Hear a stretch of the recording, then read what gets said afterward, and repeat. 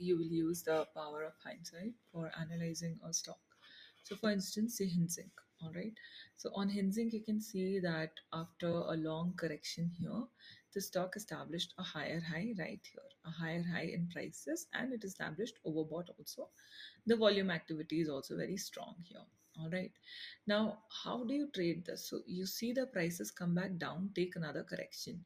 Now, you're planning your entry. What you're going to wait for is again that for the prices to take support at, uh, for the prices to establish a higher high. You get your higher high here. You got your higher high here. Now, where will you participate in this trade? You will buy it here when it pulls back to the previous high. That is the breakout level after a few days. And then this is the trend that you're going to ride basically.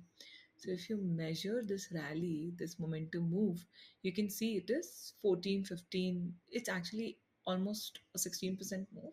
If you can capture even 12% of this, you're good in a matter of just about 20 days. Now, what happens next? See, the price comes back for a correction. So where is the correction level that you're going to look for? Either previous high or key support level.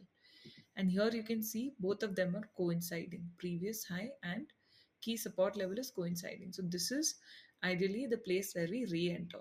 So over here, if when the price pulls back, re-entry happens, and this rally gets captured. Say you've missed everything. Now what? So we can see that the broad trend over here is very bullish, and it's been establishing higher highs, higher lows. So we're expecting another higher high. Okay. Now, how do we plan our entry? We zoom into this and we can see that for the first half of this rally, there was strong volume uptick. Now, this volume uptick has stagnated. Um, the second half of the rally, the volume uptick is not there as per the percentage volume oscillator. There is no volume pickup here. So, what we can expect is the prices are going to come back to this previous peak where the volume has subsided and come for a recharge and then rally again. So this is where we are establishing our high level. We are setting up our stop loss over here below this candlestick, which because this is a strong candlestick with very good volume, so I don't expect this to get breached. If it does get breached, then we will reconsider things.